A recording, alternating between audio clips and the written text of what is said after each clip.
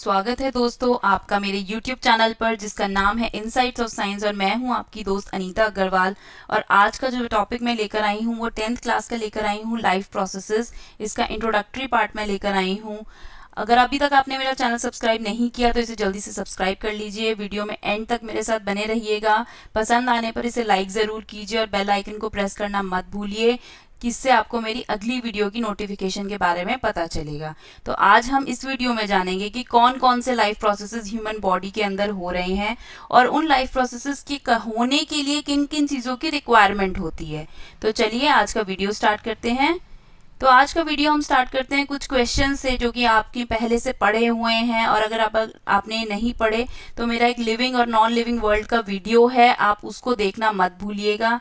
तो सबसे first question मेरा यही है, what is the fundamental unit that differentiate living from non living world. Living को नॉन लिविंग वर्ल्ड से डिफरेंशिएट करने वाली कौन सी फंडामेंटल यूनिट है, यह आपने 9th क्लास के अंदर पढ़ा है। और अगर आपने नहीं पढ़ा तो आप मेरी वीडियो देखिए, उसमें से आपको पता चल जाएगा।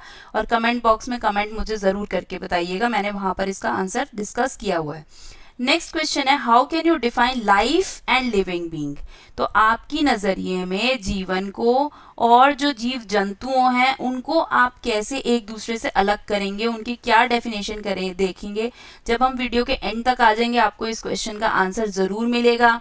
उसके बाद नेक्स्ट क्वेश्चन है जो हमें एक सोचना चाहिए कि लाइफ प्रोसेसेस जो चैप्टर का नाम है, तो कौन कौन से लाइफ प्रोसेसेस हो रहे हैं। और लास्ट क्वेश्चन कि क्या आप डिफरेंस बता सकते हैं कि क्या चीज़ें जिंदा होती हैं कि जिंदा नहीं होती। तो चलिए इन सभी क्वेश्चंस का आंसर ढूंढते हैं अपने आने वाली वीडियो के अंदर। तो ये देखिए, आप यहाँ पर देखिए एक आदमी जो है वो शाउट कर रहा है, एक डॉग रन कर रहा है, काव जो है वो कट च्यू कर रही है। तो क्या आप इन सबको अलाइव बोल रहे हैं? आप कहेंगे जी हाँ ये तो जिंदा है क्योंकि ये लोग शोर मचा रहे हैं। पर इस केस में आप क्या क्या कंसीडर करेंगे कि या ये लोग सो रहे हैं या फिर ये लोग मर चुके हैं, आप कैसे कंक्लूजन करेंगे? तो इस केस में आप मुझे आंसर देंगे कि मैम अगर तो ब्रीदिंग इन और ब्रीदिंग आउट हो रही है तो इसका मतलब वो जाग रहे हैं, क्योंकि ऑब्वियसली जब कोई इंसान कॉन्शियस से अनकॉन्शियस हो जाता है तो हम पहले यही जानना चाहते हैं वो जिंदा है कि नहीं है। तो उसके लिए हम उसकी ब्रीथिंग प्रोसेस को चेक करते हैं कि ब्रीदिंग इन आउट हो रही है कि नहीं हो रही है। लेकिन प्लांट्स के लिए क्या कहेंगे? प्लांट्स के बारे में तो आपको पता नहीं चल सकता कि ब्रीदिंग हो रही है कि नहीं हो रही है। तो हम आंसर ये देते हैं कि वो ग्रीन कलर के हैं, फोटोसिंथेसिस का प्रोसेस हो रहा है इसका मतलब, यानी कि वो अलाइव हैं। फिर आप इन प्लांट्स के बारे में क्या बोलेंगे? जिन प्लांट्स के अंदर ग्रीन कलर नहीं होता, ग्रीन से दूसरे कलर के लीव्स होते हैं उनके, तो ये प्लांट्स अलाइव हैं कि नहीं है। फिर आप एक और फैक्टर के बारे में बोलेंगे कि जी हाँ ये प्लांट्स जो है हम बड़े होते हुए देख रहे हैं इनको रोज, इनमें ग्रोथ हो रही है तो इसका मतलब ये अलाइव है। तो फिर आप इन प्लांट्स के बारे में क्या बोलेंगे? जो फुली ग्रोन हो चुके हैं, जिनके सेल अब आगे डिवाइड नहीं कर रहे हैं, तो इस केस के अंदर ये जिंदा है कि नहीं है जिंदा। तो इस तरीके से आपको प्रॉपर डेफिनेशन एक नहीं पता कोई भी चीज को ऑब्जेक्ट को देखकर कि वो जिंदा है कि नहीं है, तो आप उसके अंदर इफ एंड बट्स लगाएंगे। अगर ह्यूमन बीइंग है तो उसकी ब्रीथिंग चेक करेंगे, और अगर एक प्लांट है तो उसकी आप हेल्थ फैक्टर को देखेंगे। लेकिन एक साइंटिफिक मैनर के अंदर जो इसका प्रॉपर आंसर होता है वो ये होता है कि इनके अंदर कोई ना कोई एक मूवमेंट्स होती हैं।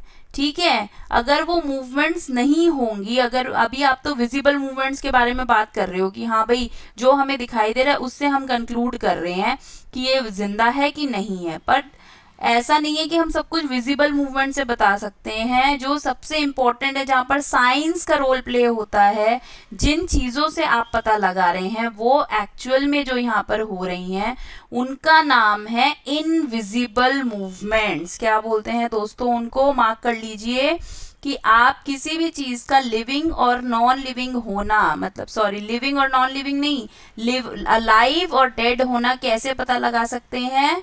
उसकी इनविजिबल मूवमेंट्स से। अब ये इनविजिबल मूवमेंट्स क्या है? ये इनविजिबल्स होती हैं उनकी मॉलिक्यूलर मूवमेंट्स। अब आप कहेंगे मैम ये मॉलिक्यूलर मूवमेंट्स क्या होती हैं? वैसे आप ये ऑलरेडी 9th क्लास में पढ़ चुके हैं, जहां पर आपने ये स्ट्रक्चर पढ़ा होगा इनविजिबल मूवमेंट्स के बारे में कि सबसे छोटी इकाई, सबसे छोटी यूनिट, स्मॉलेस्ट यूनिट जो हमारी अर्थ के ऊपर है वो है एटम्स। आपने एटम चैप्टर के अंदर पढ़ा होगा कि सबसे छोटी यूनिट होती है एटम्स, एटम कंबाइन करते हैं बनाते हैं मॉलिक्यूल्स, और यही मॉलिक्यूल्स एक पैटर्न में कंबाइन होते हैं, ऑर्डर्ड स्ट्रक्चर में कंबाइन होते हैं, और उस ऑर्डर्ड स्ट्रक्चर से वो बनाते हैं सेल। अब यहीं पर डिफरेंस है लिविंग वर्ल्ड और नॉन लिविंग वर्ल्ड का, क्योंकि हम नॉन लिविंग वर्ल्ड में भी कहते हैं कि सबसे छोटी यूनिट होती है एटम, एटम से बनते हैं मॉलिक्यूल्स, पर उसमें मॉलिक्यूल्स का जो ऑर्डर्ड स्ट्रक्चर होता है, जो अरेंजमेंट होता है वो डिफरेंट होता है, जिसके कारण उसमें लाइफ नहीं आती। लेकिन जो सेल होता है उसके अंदर जो मॉलिक्यूलर अरेंजमेंट है वो कंप्लीटली डिफरेंट है, जिसके कारण से उसके अंदर सेल है। और आप ये देखिए कि ह्यूमन बीइंग है जो कि बहुत सारे मॉलिक्यूल से बना हुआ है। जब ये मॉलिक्यूलर मूवमेंट उसके अंदर चल रही है, जिस प्रोसेस से उसके अंदर ब्रीथिंग हो रही है, तभी हम कंसीडर कर रहे हैं कि हाँ, इस ऑर्गेनिज्म के अंदर, चाहे वो प्लांट है, चाहे वो एनिमल है, चाहे कोई और उससे रिलेटेड एनिमल्स हैं, आपने पूरा का पूरा डाइवर्सिटी इन लिविंग बीइंग आप पढ़ चुके हैं 9th क्लास के अंदर। तो वहां पर आपने ये चीजें देखी हैं कि कितने टाइप के एनिमल्स होते हैं। तो कोई भी एनिमल्स हैं, अगर हम किसी भी एनिमल या किसी भी प्लांट के बारे में, उसकी लाइफ के बारे में बात करते हैं, तो हम उसकी क्या चेक करते हैं? मॉलिक्यूलर मूवमेंट्स को चेक करते हैं। तो अब मॉलिक्यूलर मूवमेंट्स के एक्सेप्शंस भी हैं, ये भी आप ऑलरेडी पढ़ चुके हैं। तो वो क्या एक्सेप्शंस होते हैं मॉलिक्यूलर मूवमेंट के? Very important questions from the board point of view, CBSE point of view, ये क्वेश्चन जरूर आता है वायरसेस का। वायरसेस, ये यूनिट जो है आपने न्यूक्लियस के कंटेंट में अपने 9th क्लास में पढ़ा था, और वहां पर आपने पढ़ा था वायरसेस एक ऐसे मॉलिक्यूल्स होते हैं जो कि इनके सेल्स के अंदर कोई प्लाज्मा मेम्ब्रेन नहीं होती, इनके अंदर सिर्फ जेनेटिक मटेरियल होता है। ये मूवमेंट्स, अपनी मॉलिक्यूलर मूवमेंट्स तभी शो करते हैं जब ये किसी होस्ट सेल के अंदर एंटर हो जाते हैं। ठीक है, जैसे आजकल के टाइम पे ये देखिए कितने सारे वायरसेस का एग्जांपल है, HIV, हेपेटाइटिस बी है, इबोला वायरस है, बैक्टीरियोफाज है, इन्फ्लुएंजा है, एडिनो वायरस है, और आजकल कोरोना वायरस है। तो ये जितने भी वायरसेस होते हैं, ये वायरसेस होस्ट सेल में चले जाते हैं।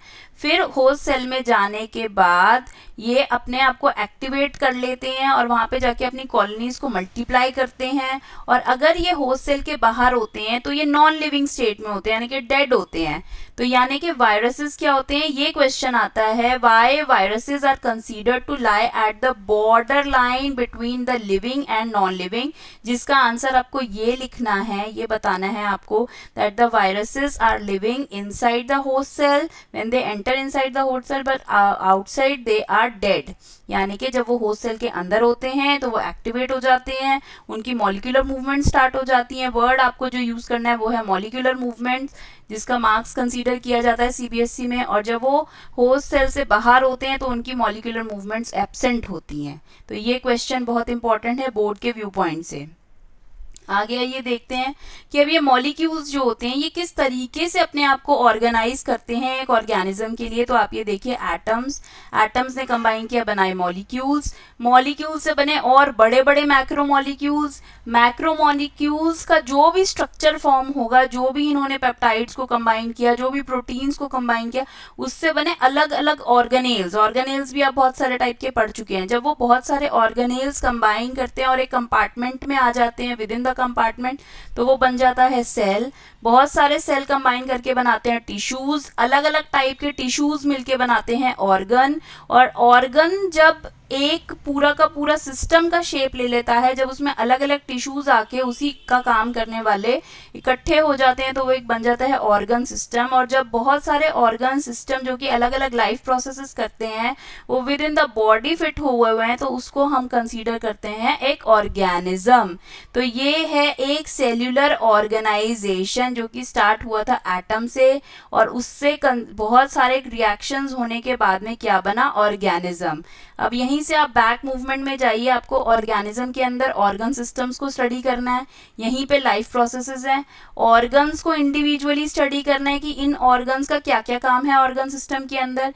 फिर टिश्यूज आप इसके 9th क्लास में पढ़ चुके हैं, सेल आप 9th क्लास में पढ़ चुके हैं, सेल की ऑर्गेनेल्स के बारे में आप 9th क्लास में पढ़ चुके हैं। अब मैक्रोमॉलिक्यूल, मॉलिक्यूल और एटम की स्टेज होती है, ये बहुत हायर क्लासेस के अंदर हम पढ़ते हैं। तो चलिए देखते हैं, अगर ये ordered structure, molecular structure break हो गया, क्या होगा अगर ये ऑर्डर्ड मॉलिक्यूलर स्ट्रक्चर ब्रेक हो गया? तो ये कैसे और कब ब्रेक होता है? ये ब्रेक बहुत ज़्यादा होता है, हॉस्पिटल्स में जाइए आपको बहुत केसेस मिलेंगे कि एनवायरनमेंट के इफेक्ट से, एनवायरनमेंट का इफेक्ट, जैसे मैंने यहाँ पर एक फूड चेन बताई है, जैसे फॉर एग्जांपल पानी के अंदर डीडीटी आ गया, ये आपने सुना होगा ज़रूर, और आप आगे चैप्टर में पढ़ेंगे, इकोलॉजी का चैप्टर जब आप पढ़ेंगे कि सपोज इस पानी के अंदर एक केमिकल आ गया जिसका नाम है डीडीटी। यहाँ पर देखिए आप, इसकी कॉन्सेंट्रेशन बहुत ही कम है, ये पीपीएम होता है, पार्ट्स पर मिलियन। पार्ट्स पर मिलियन भी आपको बाद में समझाया जाएगा, अभी वो हमारा यहाँ पर टॉपिक ऑफ कंसर्न नहीं है, ठीक है। तो यहाँ पर बहुत कम कंसेंट्रेशन हुई इस केमिकल की, केमिकल का नाम मैं लिख देती हूँ, से फॉर एग्जांपल हम कह रहे हैं डीडीटी, उसे कंज्यूम करा एक जू प्लैंकटन ने, जू प्लैंकटन को खा लिया एक स्मॉल फिश ने, तो क्या हुआ, इस यहाँ पर इतनी परसेंटेज थी, उसने ऑब्वियसली जू प्लैंकटन ने बहुत सारा पानी जो है उसके अंदर डिफ्यूज किया होगा, फिर उसमें इतनी कॉन्सेंट्रेशन बढ़ गई, फिर फिश ने उसको खाया, फिश के कंज्यूम करते ही 0.5 ppm हो गई, फिर उसे लार्ज फिश ने खाया, 2 ppm कॉन्सेंट्रेशन हो गई, और फिर उसे एक बड़ी प्रे ने खा लिया, सेज फॉर एग्जांपल ईगल ने, अब उसके पास तक कितनी पहुंची, 25 ppm। ऐसे ही आप ह्यूमन बीइंग के अंदर कंसीडर कीजिए कि अगर इस फिश को किसी ह्यूमन ने कंज्यूम कर लिया होता तो उसके अंदर इतनी कॉन्सेंट्रेशन चली जाती एक इतने टॉक्सिक केमिकल की जिसका नाम है डीडीटी, जिसके अंदर जाते ही बॉडी के जो मॉलिक्यूलर स्ट्रक्चर है उनका ऑर्डर ब्रेक होना स्टार्ट हो जाता है। इसको आप ऐसे समझिए कि ये जितने भी केमिकल्स होते हैं हमारी बॉडी के अंदर वाटर सॉल्युबल होते हैं, तो हम भी जो न्यूट्रिशन कंज्यूम करते हैं वो सॉल्युबल फॉर्म में लेते हैं।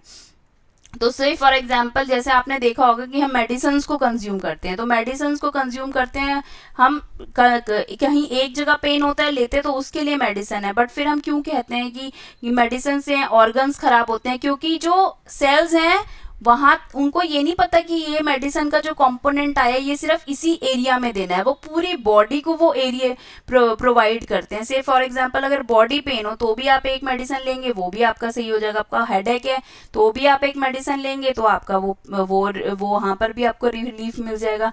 कि जब वाटर में सॉल्युबलाइज होने के बाद वो सेल्स तक जाता है, और आपने पढ़ा था 9th क्लास के अंदर टिश्यूज के अंदर कि ये जितने भी केमिकल्स हैं इनको हमारी बॉडी में ट्रांसपोर्ट करता है ब्लड, तो वो हर एक ऑर्गन तक इक्वली डिस्ट्रीब्यूट करता है उसको, ठीक है। तो आपको समझ में आ रहा है, अगर ये ऑर्डर स्ट्रक्चर ब्रेक हो गया किसी भी कारण से, कोई भी इफेक्ट अगर एनवायरनमेंट का आ गया, जैसे मैंने आपको यहाँ पे डीडीटी से एक्सप्लेन किया है, तो उस केस में क्या होगा, organism will no longer be alive.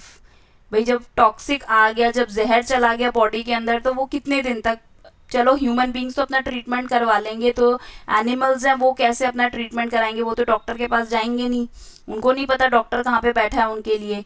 So living creatures को अपने आप को खुद ही रिपेयर और खुद ही मेंटेन करना पड़ता है अपने स्ट्रक्चर्स को।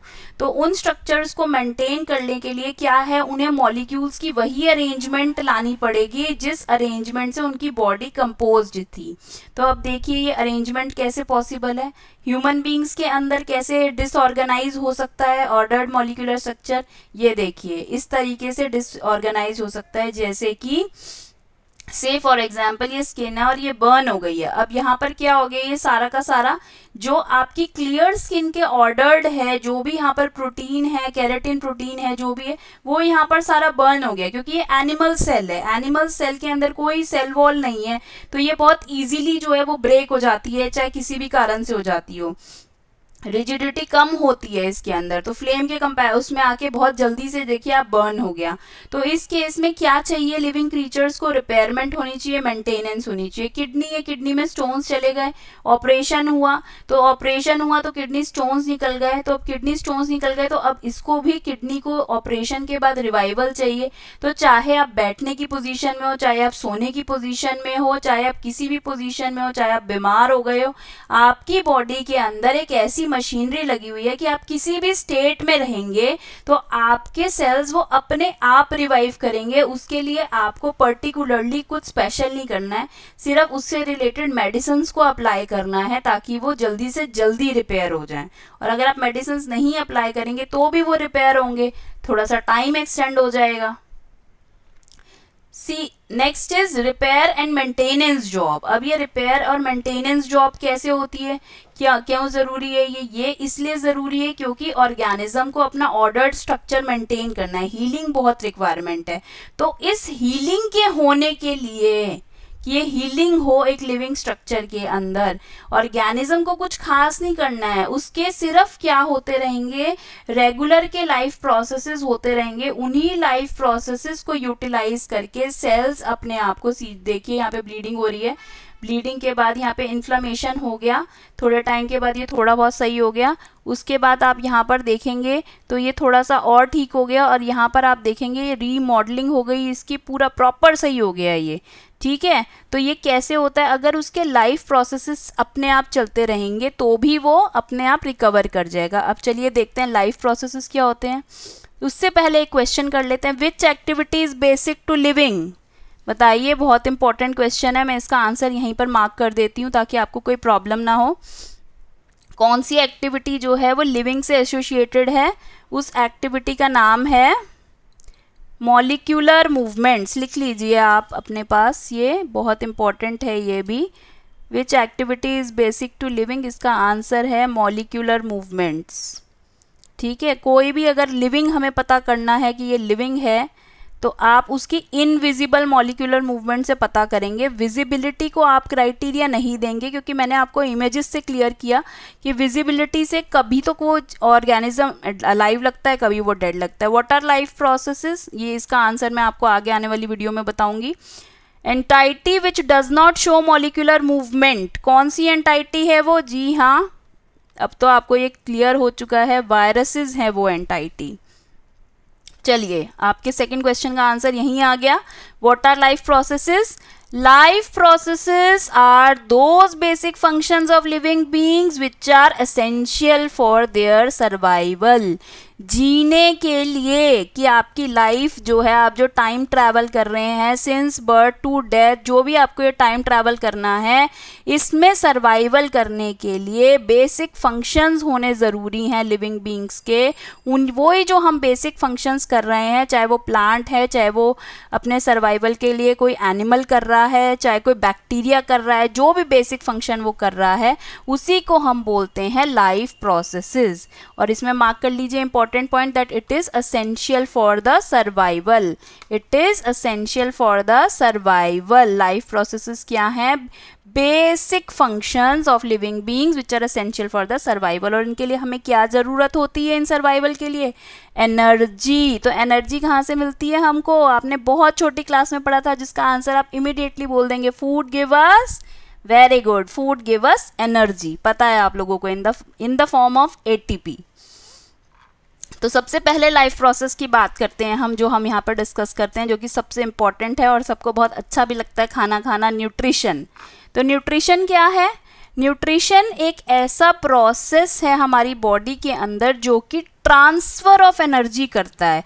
अब आपको ये चीज़ क्लियर है, ये चीज़ कि हम लोग तो प्लांट्स हैं नहीं, यहाँ पर हम लाइफ प्रोसेसेस में ह्यूमन लाइफ प्रोसेसेस की बात कर रहे हैं अभी फॉर द टाइम बीइंग, पर हम प्लांट्स की भी बात करेंगे, हम बैक्टीरिया की भी बात करेंगे। आज हमारा इंट्रोडक्टरी क्लास है, इंट्रोडक्टरी क्लास में हम इस समय रिपेयर और मेंटेनेंस की बात कर रहे हैं, तो वो हम ह्यूमन बीइंग की रिपेयर और मेंटेनेंस जॉब की बात कर रहे हैं, अगर उनका ऑर्डर स्ट्रक्चर खराब हो जाए तो यहाँ पर हम न्यूट्रिशन की बात कर रहे हैं। तो आपको ये चीज़ पता है कि एक ह्यूमन बीइंग को न्यूट्रिशन के लिए आउटसाइड सोर्स के ऊपर डिपेंडेंट होना पड़ता है, क्योंकि हमारी बॉडी के अंदर खुद नहीं बनता खाना। तो डैमेज को प्रिवेंट करने के लिए, मेंटेनेंस प्रोसेसेस को कंटिन्यू रहने के लिए, या फिर कोई ब्रेकडाउन को प्रिवेंट करने के लिए हमें एनर्जी की रिक्वायरमेंट होती है, और ये एनर्जी हमें कहीं बाहर के सोर्स से मिलती है जिस पे इंडिविजुअल ऑर्गेनिज्म जो होता है वो डिपेंडेंट होता है। तो वो एनर्जी हम कैसे लेते हैं, या तो हम प्लांट्स के थ्रू लेते हैं या फिर हम एनिमल्स के थ्रू लेते हैं। आपको पता ही है, या तो कार्निवोरस तो हम लोग होते नहीं है, हम तो ओमनिवोरस होते हैं, या तो हम प्लांट्स खाते हैं या फिर हम एनिमल्स खाते हैं। तो वो उसके अंदर से हम क्या डिराइव करते हैं, फूड के अंदर से हम डिराइव करते हैं एक एनर्जी को डिराइव करते हैं जो कि हमारी बॉडी के अंदर ट्रांसफ़र होता है जहाँ पर भी उसकी रिक्वायरमेंट है। से फॉर एग्जांपल मेरे को बहुत ज़्यादा स्ट्रेस हो रहा है, मेरे को बहुत ज़्यादा थकावट हो रही है, मुझे लग रहा है कि मैं अब काम नहीं कर सकती, ठीक है, और मुझे एकदम से मतलब मेरे जो ब्रेन ने मुझे ये भी सिग्नल भेज दिया कि मुझे भूख लग रही है। तो as soon as I consume food within I believe within half an hour I will get the energy from that food। तो जब मुझे वो ट्रांसफ़र हो गई एनर्जी, तो मैं क्या उस प्रोसेस को मैं क्या बोल रही हूँ, मैं कह रही हूँ उस प्रोसेस को न्यूट्रिशन। तो होपफुली आपको समझ में आ गया होगा। एक बार की पॉइंट्स मैं फिर से डिस्कस कर देती हूँ। ये न्यूट्रिशन मैंने आपको बताया, कोई भी मेंटेनेंस जॉब के लिए हमारे लिए लाइफ प्रोसेसेस होने बहुत ज़रूरी हैं। सबसे पहला लाइफ प्रोसेस डिस्कस कर रहे हैं हम यहाँ पे न्यूट्रिशन। मेंटेनेंस प्रोसेस को होने के लिए या कोई डैमेज को रिपेयर करने के लिए या कोई ब्रेकडाउन को रिपेयर करने के लिए एनर्जी की रिक्वायरमेंट होती है। मैंने लाइफ प्रोसेस की डेफिनेशन में बता दिया आपको। वो एनर्जी हमें बाहर से मिलती है, कहाँ से मिलती है, फूड से मिलती है।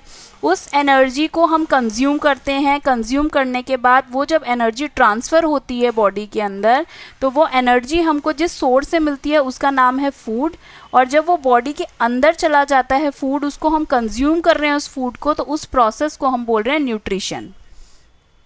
तो अब हमें न्यूट्रिशन के लिए क्या क्या फूड सोर्सेज होते हैं बेसिकली देखा जाए तो फूड सोर्स हमारा जो भी है that is a carbon based molecules. क्या होते हैं उसके अंदर, कार्बन का बेस है।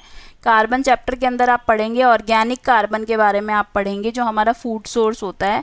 अगर बॉडी साइज को ग्रो करना, पहले पॉइंट वाइज ले लेते हैं सब कुछ। बॉडी साइज को अगर ऑर्गेनिज्म के ग्रो करना है तो एडिशनल रॉ मटेरियल की भी ज़रूरत होती है आउटसाइड से, जैसे कि हमें वाइटामिन्स चाहिए, हमें मिनरल्स चाहिए।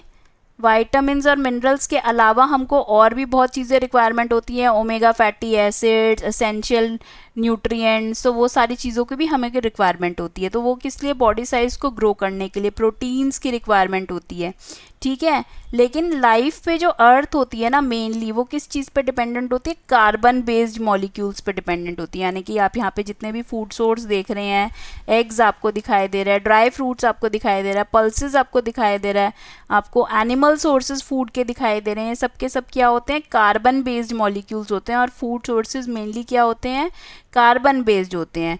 तो इसी complexity of these carbon sources के ऊपर जो है अलग अलग न्यूट्रिशनल प्रोसेसेस डिपेंड करते हैं। मतलब कि यहाँ पर हम बेसिकली क्या बात कर रहे हैं, क्या समझाना चाह रहे हैं कि जो भी खाना हम यहाँ से कंज्यूम करते हैं, जैसे अगर हमने प्लांट से कंज्यूम किया, तो प्लांट से भी अगर हमने खाना कंज्यूम करा तो उसके अंदर जो भी कंपोनेंट्स हमने कंज्यूम करे, से फॉर एग्जांपल अगर हम उसकी बात करें, शुगर केन की अगर हम बात करें, गन्ने की अगर हम बात करें, उसमें हाई अमाउंट ऑफ सुक्रोस होता है।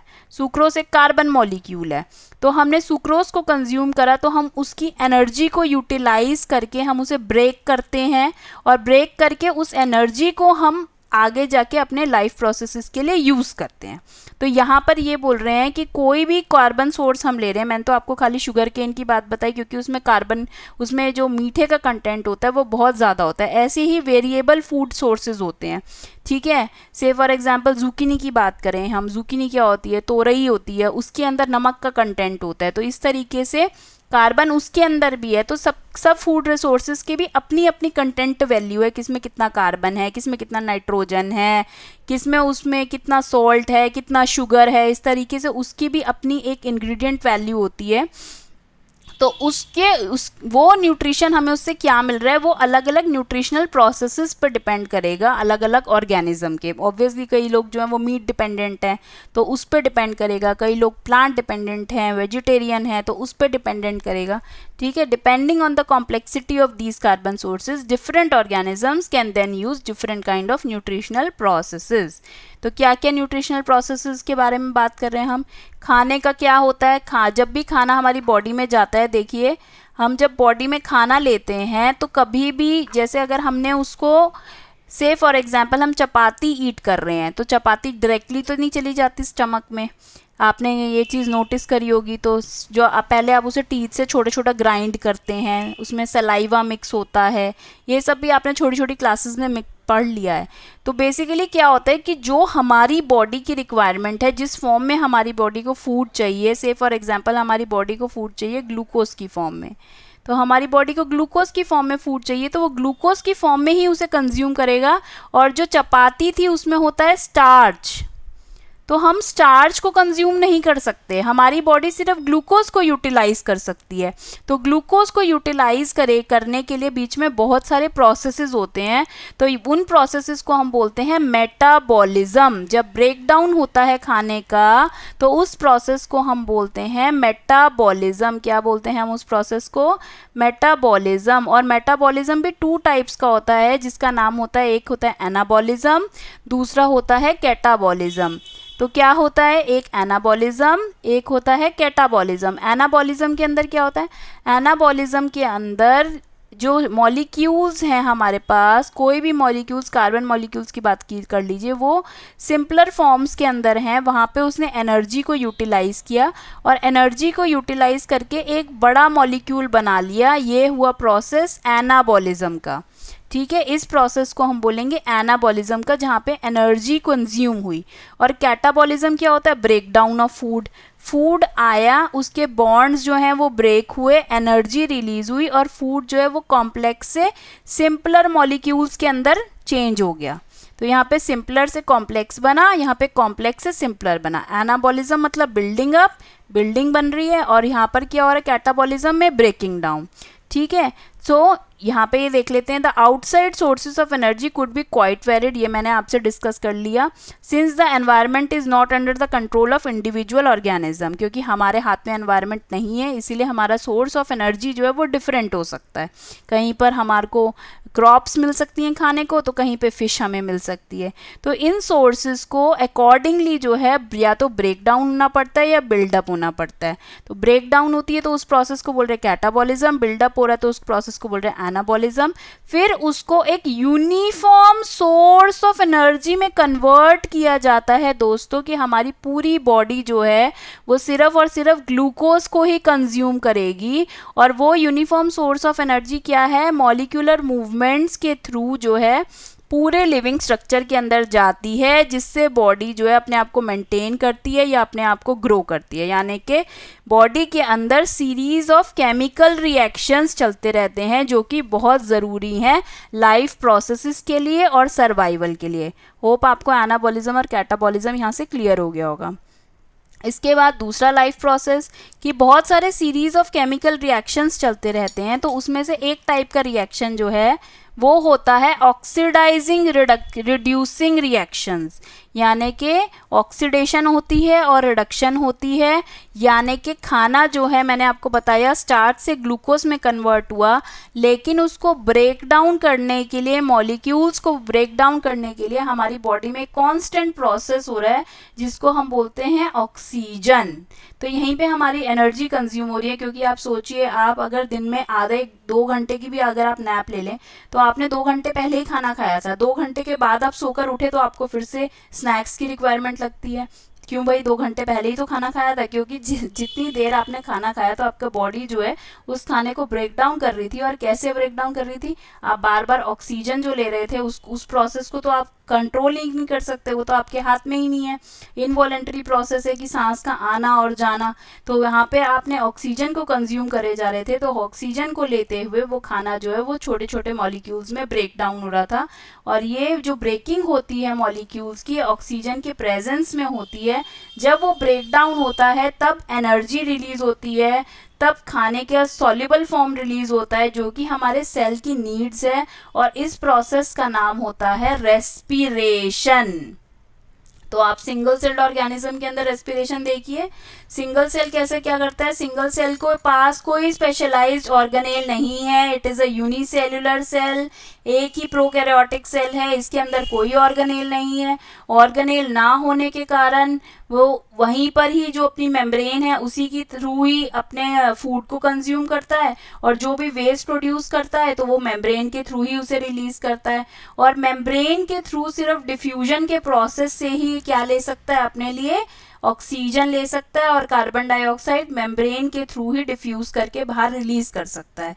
लेकिन ये यूनिसेल्यूलर ऑर्गेनिज्म में तो प्रोसेस हो सकता है डिफ्यूजन का, बट अगर हम मल्टी सेल्यूलर ऑर्गेनिज्म की बात करें जहाँ पर इतना कॉम्प्लेक्स स्ट्रक्चर है, देखिए यहाँ पे एक सर्कुलेटरी सिस्टम है हार्ट के थ्रू, यहाँ पे हमारे पास क्या है, एक्सक्रीटरी सिस्टम है, फिर यहाँ पे हमारा डाइजेशन हो रहा है, फिर हमारी मसल्स को स्केलेटल सिस्टम है उसको चाहिए, ब्रेन को चाहिए, नर्वस सिस्टम है, रिप्रोडक्टिव सिस्टम है। तो इस तरीके से हमारी बॉडी के अंदर इतने सारे सिस्टम लगे हुए हैं, और जब अगर किसी भी बॉडी के अंदर प्रॉपर ऑक्सीजन ना जाए तो वहाँ पे पेन क्रिएट होना शुरू हो जाता है, क्योंकि वहाँ लैक्टिक एसिड का फॉर्मेशन स्टार्ट हो जाता है बॉडी के अंदर।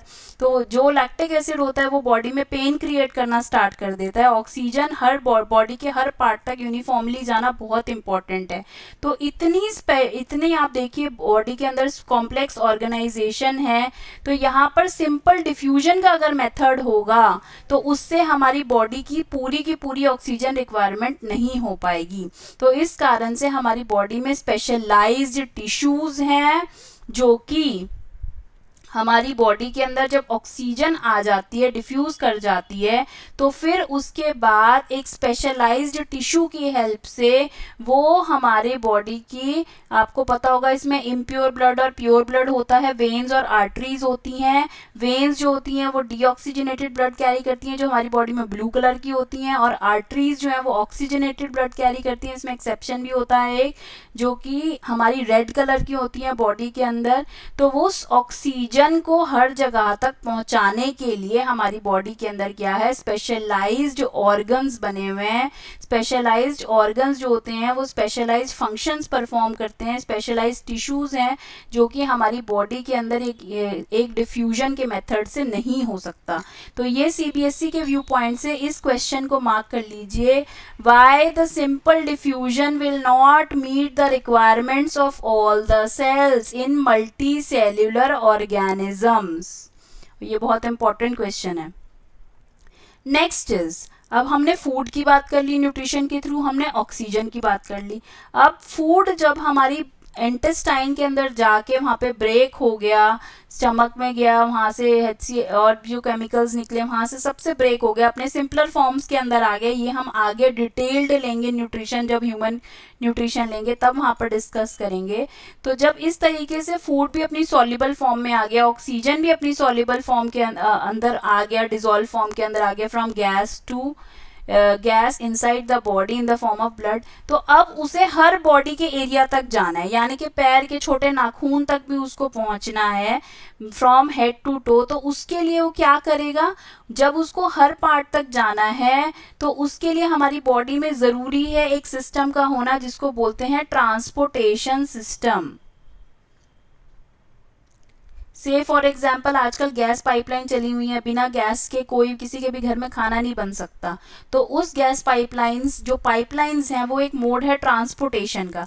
तो खाना पहुंचाने के लिए वो एक ट्रांसपोर्टेशन सिस्टम की रिक्वायरमेंट होती है। तो वो हमारी बॉडी में, मैंने आपको बताया, ब्लू कलर की वेन्स होती हैं, रेड कलर की आर्टरीज होती हैं, एक डीऑक्सीजनेटेड ब्लड कैरी करती है, एक ऑक्सीजनेटेड ब्लड कैरी करती है। जो ऑक्सीजनेटेड ब्लड कैरी करती है वो हमारी पूरी बॉडी में ऑक्सीजन देती है, और जो डीऑक्सीजनेटेड ब्लड कैरी करती है वो सारे एरिया से कार्बन डाइऑक्साइड को इकट्ठा करके लाती है और कार्बन डाइऑक्साइड को बॉडी से इसे बाहर रिलीज करती हैं। तो this is the transportation system.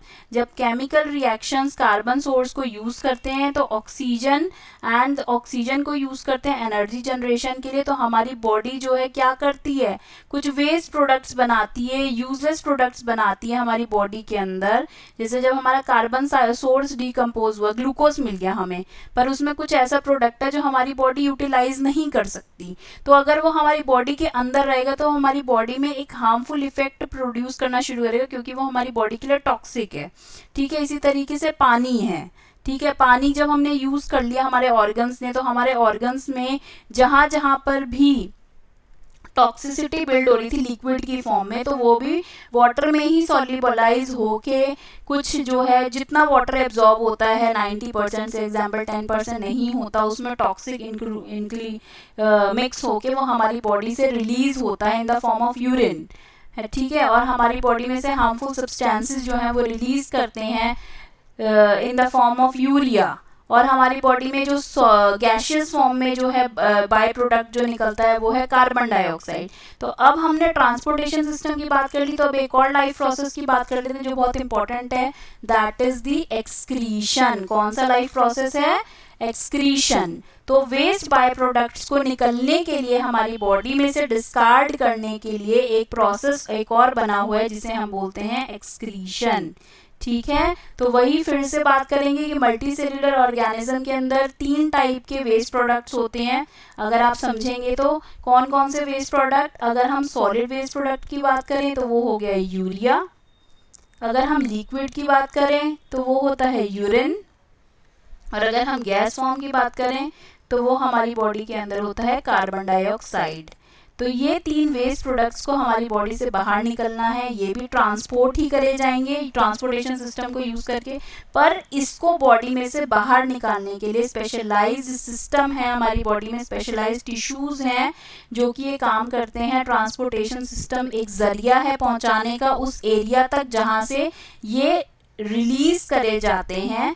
तो इस प्रोसेस को, एक और इम्पॉर्टेंट एसेंशियल लाइफ प्रोसेस को हम बोलते हैं एक्सक्रीशन, जिसके लिए ज़रूरी होते हैं एक्सक्रीटरी टिश्यूज़। तो क्विक रिव्यू कर लेते हैं जो अभी तक हमने पढ़ा है।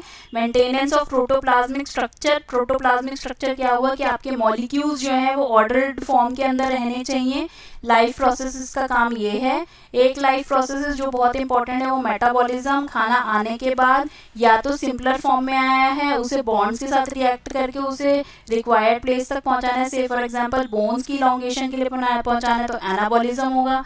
अगर ब्रेक डाउन करवाना है, बिग कॉम्प्लेक्स फॉर्म में हमने उसे कंज्यूम किया, उसे सिंपलर फॉर्म में लेना है तो कैटाबॉलिज्म होगा।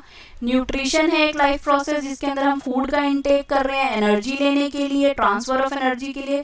रेस्पिरेशन है, ऑक्सीजन आती है तो वो फूड ब्रेक होता है तो हम उसे सॉल्युबल फॉर्म में कंज्यूम कर पाते हैं। ट्रांसपोर्टेशन है, जो फूड सॉल्युबलाइज हो गया, जो ऑक्सीजन बॉडी के अंदर आई वो हर पार्ट तक पहुंचाने के लिए ट्रांसपोर्टेशन एक लाइफ प्रोसेस हो गया। Reproduction is also very very important process जो कि लाइफ को परपीचुएट करता है आगे। तो हमारे रिप्रोडक्टिव सिस्टम भी हेल्दी होने चाहिए, उसके लिए ये जितने भी लाइफ प्रोसेसेस हम डिस्कस कर रहे हैं, ये लाइफ प्रोसेसेस के कारण से ही अगर फूड प्रॉपर मिलेगा, बॉडी में एनर्जी होगी तो सारे ऑर्गन्स को एनर्जी डिस्ट्रीब्यूट होगी, सारे ऑर्गन्स को एनर्जी डिस्ट्रीब्यूट होगी तो ही कोई भी ऑर्गन बॉडी का है वो हेल्दी फील करेगा। और excretion is also very very important, जहाँ पर हम वेस्ट प्रोडक्ट्स को जो हमारी बॉडी में बनते हैं उनको रिमूव करते हैं। चलिए कोई छोटा सा क्वेश्चन आंसर्स का सेशन कर लेते हैं कि ट्रांसपोर्टेशन क्यों रिक्वायर है मल्टी सेलुलर ऑर्गेनिज्म में। मैंने अपनी प्रेजेंटेशन में आपसे डिस्कस कर लिया है। अगर आप इसका आंसर मुझे कमेंट बॉक्स में लिख के बताएंगे तो मुझे बहुत अच्छा लगेगा कि आपने क्या आज की क्लासेस सीखा। उन मटेरियल्स का नाम बताइए जो लिविंग बींग्स जो है वो बाहर से एक्वायर करते हैं। तो मैंने आपको कार्बन बेस्ड मॉलिक्यूल्स के बारे में बता दिया। मटेरियल्स बताइए लिविंग बीइंग में जो एक्सपेल होने चाहिए बॉडी से, तो मैंने आपको सॉलिड, लिक्विड और गैशियस फॉर्म के अंदर बता दिया अनवेस्ट प्रोडक्ट्स का। और ये वाला क्वेश्चन जो मैंने आपको बताया था कि बहुत इंपॉर्टेंट है कि डिफ्यूजन इनसफिशिएंट क्यों है to meet the oxygen requirement of multicellular organisms like humans. तो इसका आंसर भी मैं आपको बता चुकी हूँ कि सिंपल डिफ्यूजन से नहीं हो सकता, क्योंकि मल्टीसेलुलर ऑर्गेनिज्म की बॉडी बहुत कॉम्प्लेक्स है, उसमें बहुत सारे ऑर्गेनाइज्ड स्ट्रक्चर्स हैं, ऑर्गन सिस्टम बने हुए हैं, जिसको हर ऑर्गन सिस्टम तक ऑक्सीजन को पहुंचाना है। तो उसको पहुंचाने के लिए एक स्पेशलाइज्ड सिस्टम होना चाहिए और ट्रांसपोर्टेशन सिस्टम होना चाहिए जो कि वेस्ट प्रोडक्ट को कैरी करे, इसीलिए डिफ्यूजन नहीं हो सकता। होप आज का वीडियो आपको सबको पसंद आया होगा। पसंद आया तो ज़रूर इसे लाइक कीजिए और मेरे इसको चैनल को सब्सक्राइब करना मत भूलिए दोस्तों, और अपना प्यार यूं ही देते रहिए। धन्यवाद।